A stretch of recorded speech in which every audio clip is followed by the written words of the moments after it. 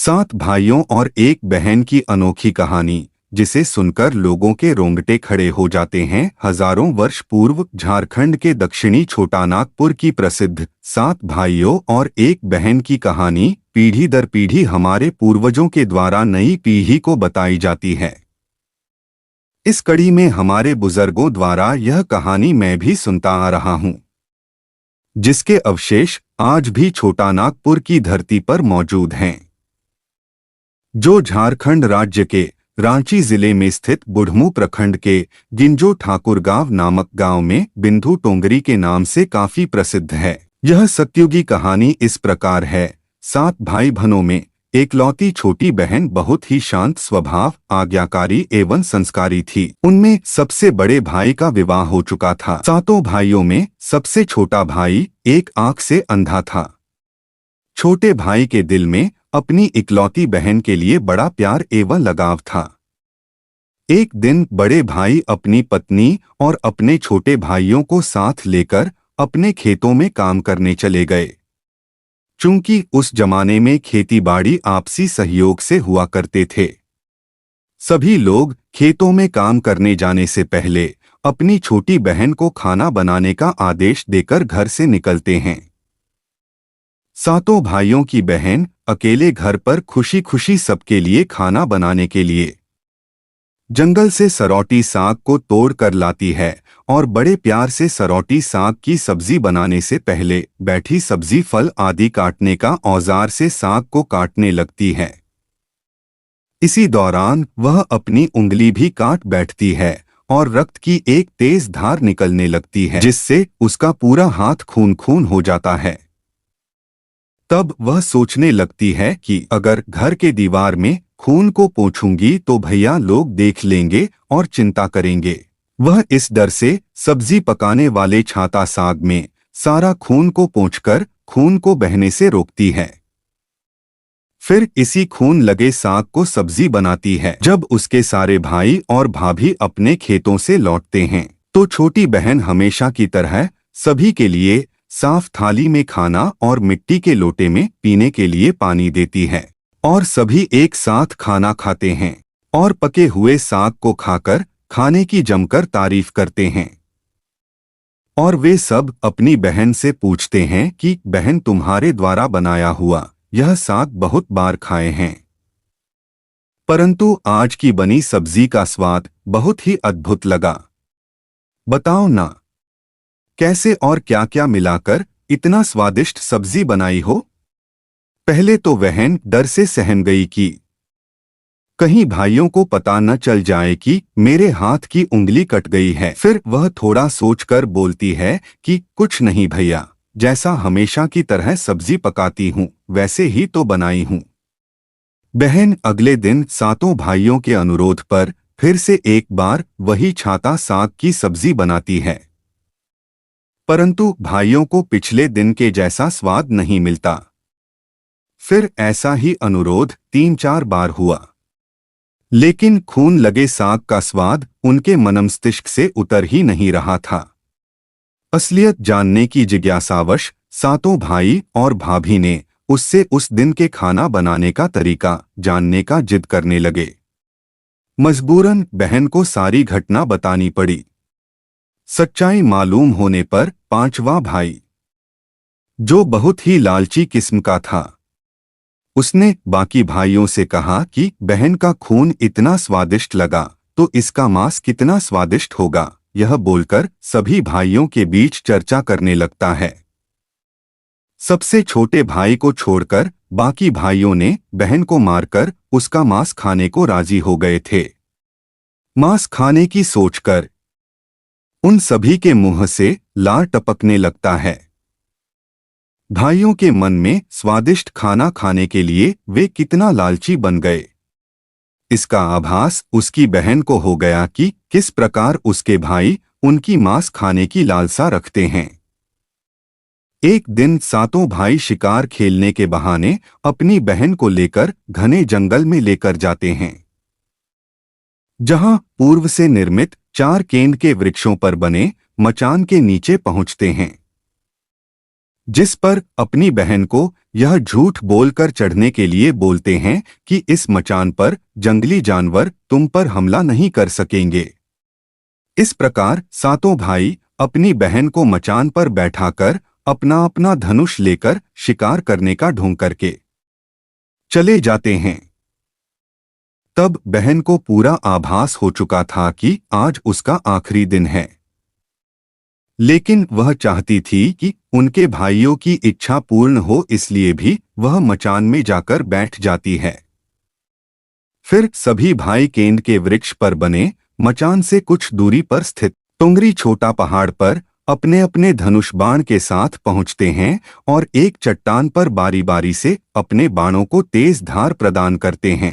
टुंगरी के ऊपर सबसे पहले बड़ा भाई अपने तीर को चट्टान में धार करता है और अपनी बहन पर धनुष से निशाना लगाकर तीर छोड़ता है। तभी बहन पूरी बातों को समझ जाती है कि भाइयों का क्या इरादा है और अपनी मातृभाषा में गीत को गाने लगती है। बिंधु बिंधु दादा, छाती ताइक ताइक, अर्थात जान से मारना ही है दादा साहब, तो तीर को सीधे मेरे छाती में वार करो, इधर उधर तीर क्यों चला रहे हो। फिर सभी भाई बारी बारी से अपने तीर के धार को तेज करते हैं और बहन पर निशाना लगाकर तीरों को छोड़ते हैं।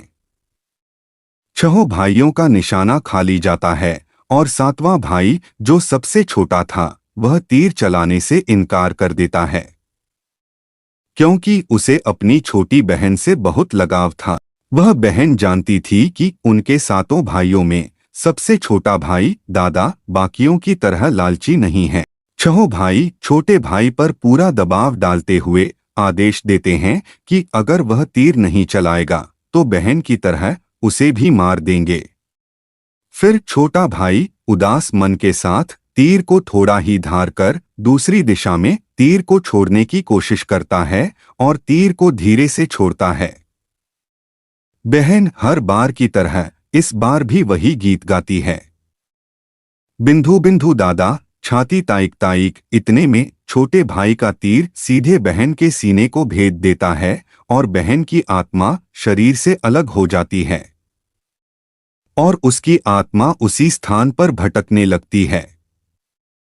तभी वह देखती है कि उसके शरीर का मांस खाने के लिए उसके भाई कैसे लालच करते हैं और सबसे छोटे भाई को जबरदस्ती मारपीट कर उसके शरीर को काटने का आदेश देते हैं। बहन के मांस को पकाने के लिए बहुत सारी सूखी लकड़ी लाने के लिए छोटे भाई को जंगल भेजा जाता है। छोटा भाई जंगल में खोज खोज कर ढेर सारा लकड़ी जमा करता है और सोचता है कि कैसे इतना सारा लकड़ी को ले जाऊंगा। दादा जो रस्सी दिए हैं वो भी 7 टुकड़ों में दिए हैं। उन्हें जोड़ने पर भी यह रस्सी इन लकड़ियों को नहीं बांध पाएगा। देर होने के डर से छोटा भाई उदास होकर रोने लगता है और उसके आंखों से आंसू धरती में गिरने लगता है। वह अपनी बहन को याद करके रो ही रहा होता है कि तभी एक नाग देवता वहां आते हैं और पूछते हैं कि क्यों रो रहे हो। वह इधर उधर देखता है किंतु कोई भी नजर नहीं आता है। फिर छोटा भाई को नाग देवता दिखते हैं और वह नाग देवता को अपनी पूरी आपबीती सुनाते हैं। फिर नाग देवता उसे कहते हैं कि मैं लकड़ी में रस्सी की भांति लिपट जाता हूँ और तुम जैसे ही लकड़ी वहां रखोगे तो मैं धीरे से निकल जाऊंगा। और छोटा भाई ऐसा ही करते हैं। सभी बड़े भाई यह देखकर चकित रह जाते हैं कि कैसे उनका छोटा भाई रस्सी के 7 टुकड़े होने के बावजूद भी जंगल से इतना सारा लकड़ी लेकर आता है। तत्पश्चात वे लोग अपने छोटे भाई को पानी लाने के लिए एक घड़ा में 7 छेद कर भेज देते हैं। छोटा भाई पानी लाने के लिए एक दाढ़ी छोटा कुआं में जाता है और घड़े में पानी भरता है, परंतु उसमें छेद होने के कारण सारा पानी गिर जाता है। ही बैठकर सोच सोच कर रोने लगता है कि बिना पानी के वापस जाऊंगा तो बड़े भैया लोग मारपीट करेंगे। यह सारी घटना को दाढ़ी के मेंढक, केकड़ा और मछली सुन व देख रहे थे और वे तीनों छोटा भाई को रोता देखकर पूछते हैं कि क्यों रो रहे हो। फिर भाई उन्हें अपनी आपबीती को विस्तार से बतलाता है और कहता है कि मैं अपनी प्यारी बहन के शरीर का मांस कैसे खा सकता हूँ। नहीं खाऊंगा तो बड़े भैया लोग मारपीट करेंगे। तब मेंढक कहता है कि तुम परेशान मत हो, हम सब मेंढक घड़ा के छेद में चिपक जाते हैं। फिर मछली और केकड़ा बोलते हैं कि तुम हमें लेकर चलो, तुम्हारे भाई जब बहन के मांस को खाएंगे तब तुम मछली को खाना, और जब वे हड्डी को खाएंगे तब तुम केकड़ा को खाना। बड़े भाइयों को शक नहीं होगा। फिर उस भाई ने बिल्कुल वैसा ही किया जैसे केकड़े और मछली ने कहा था। रात को जब बहन का पका हुआ मांस खाने को परोसा गया तब बड़े भाइयों से छुपाकर वह मांस को एक गड्ढे में डाल देता है, और समय बीतने पर वहां बांस का एक बड़ा बुदा झुंड उगता है। इस घटना के वर्षों बाद एक भीख मांगने वाला जोगी उसी बांसौदा के पास से गुजर रहा था, और वह सुंदर सुंदर बांस के बुदा को देखकर सोचता है कि अगर इतने सुंदर बांस से केंद्रा वाद्य यंत्र बनाया जाए तो कितना सुरीला धुन निकलेगा। उसी क्षण बांस से आवाज आती है, ना काट काट रे जोगी, ई तो लागे भैया रोपल बांस। जोगी फिर भी बांस को काटता है। जोगी इसी उद्देश्य से एक मोटा बांस का टुकड़ा काट कर ले जाता है कि इस बांस का आवाज इतना सुंदर है, यदि केंद्रा बनाएंगे तो कितना मधुर आवाज निकलेगा। और जोगी इस बांस से एक सुंदर केंद्रा का निर्माण करता है। इस केंद्रा से इतनी मधुर ध्वनि निकलती है कि जोगी जहां जहां भी इसे बजाता है, इसके ध्वनि से लोग मंत्रमुग्ध हो जाते थे। एक दिन जोगी घूमते घूमते बड़े भाई के घर पहुंचता है, और अधिक धन के लालच में जोगी जोर जोर से केंद्रा बजाना शुरू करता है। परंतु इस बार केंद्रा का मीठा सुरीला स्वर कर्कश हो जाता है, और जब भी जोगी कुछ नया धुन बजाने की कोशिश करता है, बार बार एक ही धुन निकलता है, ना बाज रे केंद्रा, ई तो लगो मोर दुश्मन का घर। बार बार यही धुन निकलने पर बड़ा भाई ने मारपीट कर जोगी को अपने घर से भगा देता है। ऐसे ही घूमते घूमते जोगी हर भाई के घर जाता है, लेकिन हर बार की भांति वही धुन ना बाज रे केंद्रा, ई तो लगो मोर दुश्मन का घर बजाता है। यह धुन सुन सारे भाई जोगी को डांटड़पट कर भगा देते हैं। सबसे अंत में जोगी छोटे भाई के घर पहुंचता है। छोटे भाई के घर के आंगन में प्रवेश करते ही केंद्रा खुद ही बजने लगता है, जोर जोर से बाज रे केंद्रा, ई तो लगो मोर छोट भैया का घर। बड़ा ही मधुर मीठे स्वर का धुन सुनकर छोटा भाई मोहित हो जाता है, और यह धुन सुनकर छोटे भाई से रहा नहीं गया और जोगी से केंद्रा की मुंह मांगी सोने की मोहरें देकर उसे खरीद लेता है, तथा जोगी को अच्छे से मेहमान नवाजी कर अच्छे से विदा कर देता है। धीरे धीरे समय बीतता है और छोटे भाई अपने काम से कुछ दिनों के लिए बाहर जाते हैं। जब वह वापस लौटता है तो देखता है कि उसका कमरा बहुत सुंदर ढंग से सजा हुआ है और घर के सारे बर्तन अच्छे तरीके से रखे हुए हैं।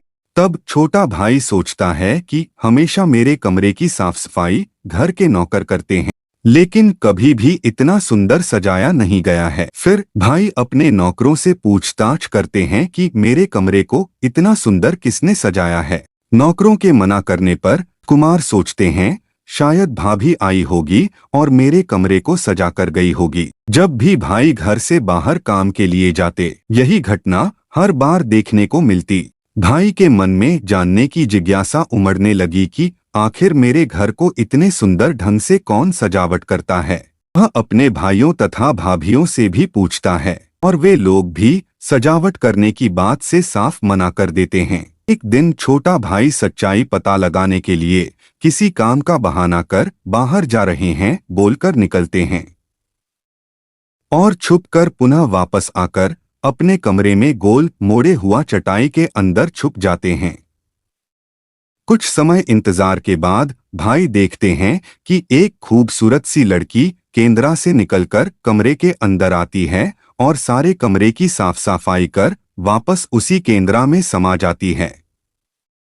यह देख भाई की आंखें खुली की खुली रह जाती है, चूंकि उस लड़की की शक्ल छोटे भाई की छोटी बहन के जैसी ही होती है।